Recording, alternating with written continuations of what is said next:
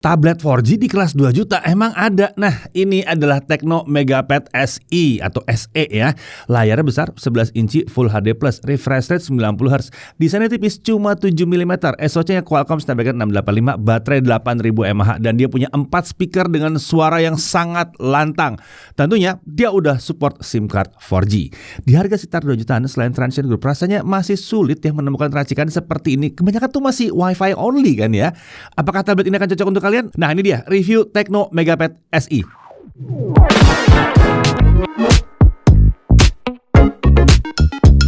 Ya, Tecno Megapad SE ini adalah tablet yang ditujukan untuk kebutuhan hiburan dan produktivitas ringan. Fokus utamanya itu ada di layar besar yang nyaman dilihat, desain tipis dan ringan, performa yang cukup untuk aktivitas harian. Nah, gitu ya. Ini bukan pertama kalinya Tecno merilis tablet di Indonesia. Sebelum kita udah pernah review ya Tecno Megapad 11. Kalau yang udah subscribe harusnya udah nonton sih ya. Nah, Megapad SE ini diposisikan di bawahnya Megapad 11 tadi.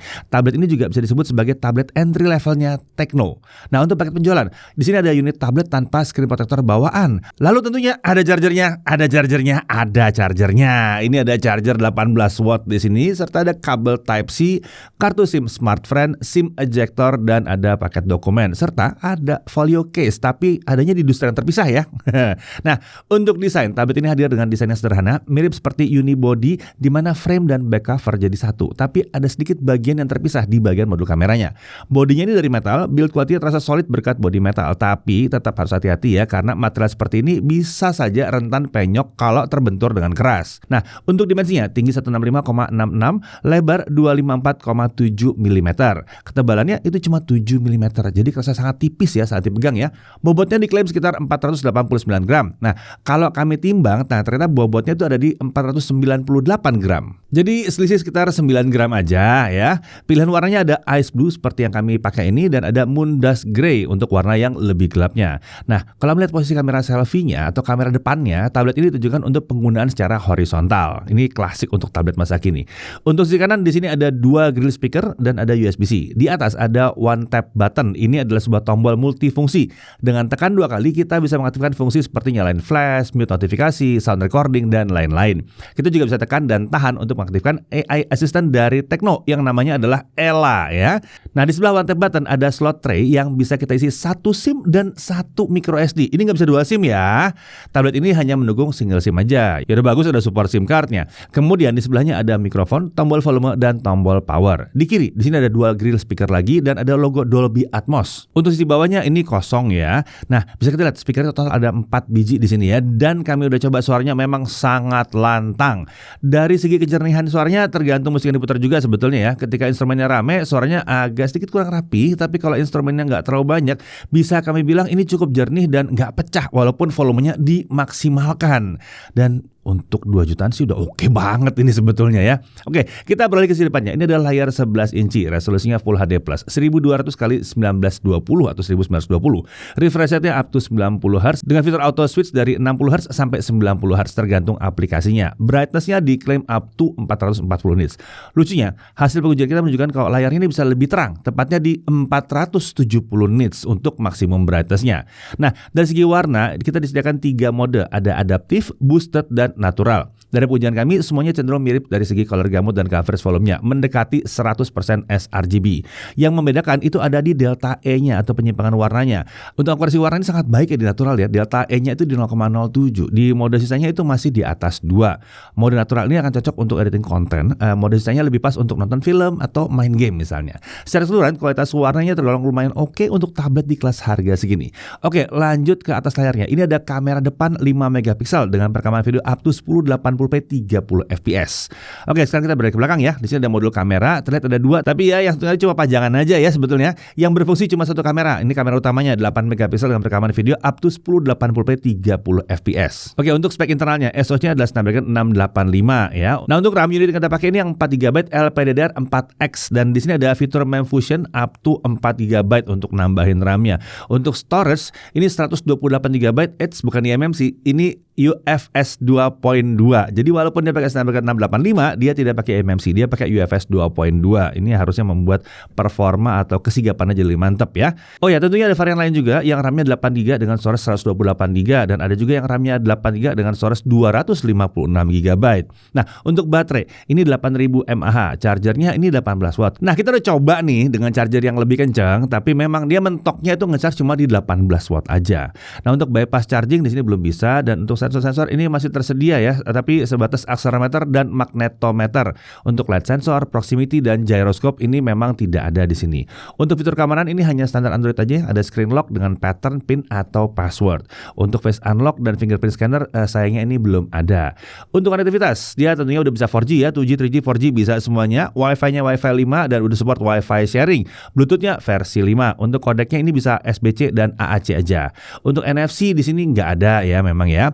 Untuk display output tentunya ini belum bisa. Di harga segini sih masih jarang yang bisa ya. Oke, untuk OS ini kita bisa bilang dia pakai Android vanilla atau stok Android ya, bersih banget. Basisnya Android 15. Jadi berbeda dengan smartphone Tecno yang pakai HiOS, di sini UI-nya tuh polosan, tidak banyak fitur macam-macam ya. Masih wajar sebetulnya, mengingat RAM-nya kan 4GB.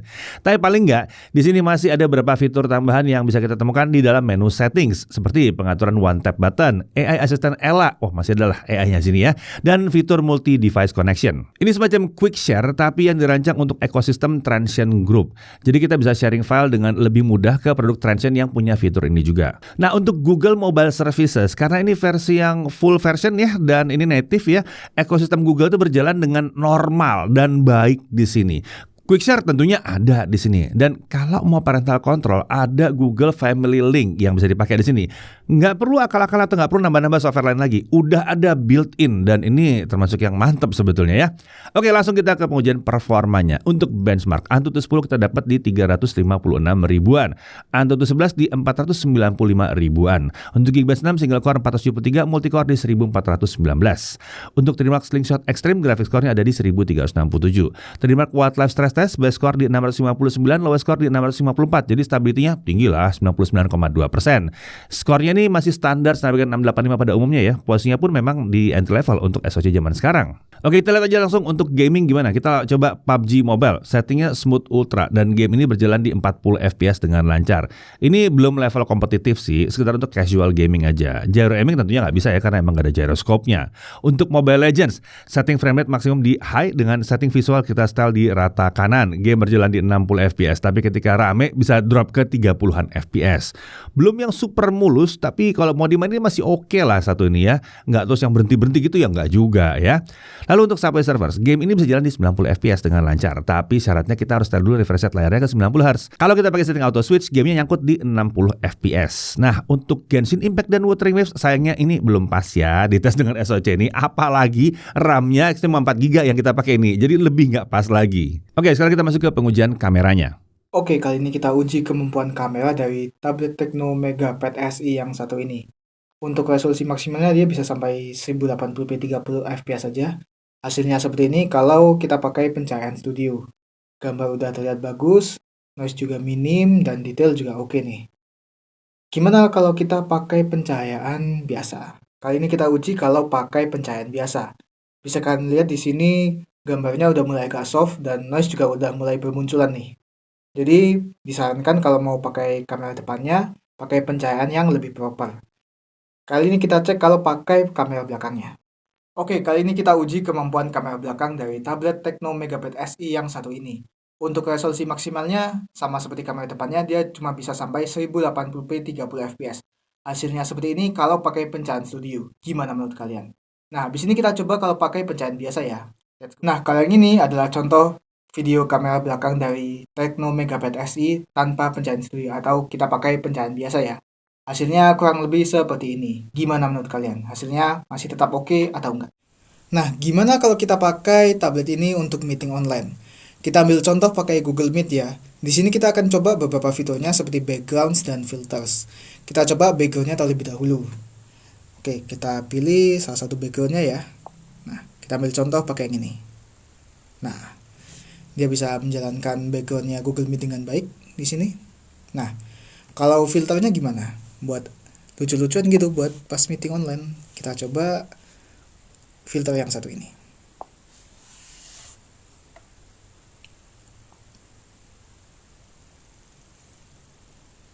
Nah, kelihatan ya, filternya berjalan dengan baik di sini. Nah, oke. Kurang lebih seperti itu ya, contoh penggunaan tablet ini untuk meeting online. Jadi begitu ya kualitas kamera dari Tecno Megapad SI yang satu ini. Sekarang kita lanjut ke pembahasan berikutnya. Ya, sekarang kita lihat daya tahan baterainya ya. Dengan YouTube Local Video Playback 1080p resolusinya, baterai habis setelah 29 jam 7 menit. Ini lumayan oke ya, mengingat ini layarnya cukup besar ya, dan harga segini pula ya. Untuk YouTube streaming 1080p selama 1 jam baterai berkurang di 6%. Untuk mainan TikTok selama 1 jam baterai berkurang di 7%. Ya, jadi untuk layar 11 inci dengan baterai 8000 mAh ini hasil yang udah lumayan oke sebetulnya. Nah, untuk charging dari 0 sampai 50% butuh waktu 1 jam 3 menit. Dari 0 sampai penuh butuh waktu 2 jam 37 menit. Nah, ini memang agak lama ya, tapi wajar. Baterai 8000, charger 18 watt. Jadi ya agak lama memang, di 2,5 jam lebih gitu ya.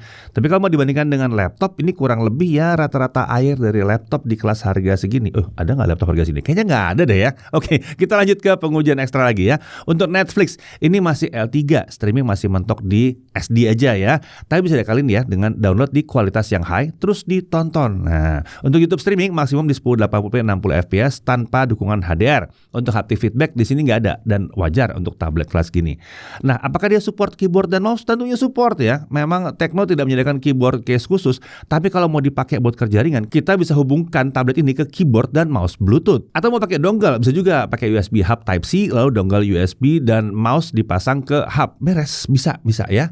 Nah, untuk harganya, untuk yang 4128 ini harganya ada di 2.399.000. Kemudian untuk varian 8128 itu harganya 2.799.000. Untuk varian 8256 harganya 3.199.000. Hati-hati ya, jangan sampai ketipu sama penjual yang bandel yang bilang RAM 4GB itu dibilang 8GB, karena kan emang 4+4 sebetulnya ya. Oke, ini praktek yang sering kami ketemukan di pasaran nih, harus jeli ngelihatnya ya. Atau kalau mau pasti lebih aman, belanjanya langsung di official store Tecno yang ada di e-commerce. Oke, kita masuk dalam hal yang perlu diperhatikan. Pertama, kami agak kurang menyarankan untuk varian RAM yang 4GB. Kalau ada dana, ambil aja langsung yang RAM-nya 8GB.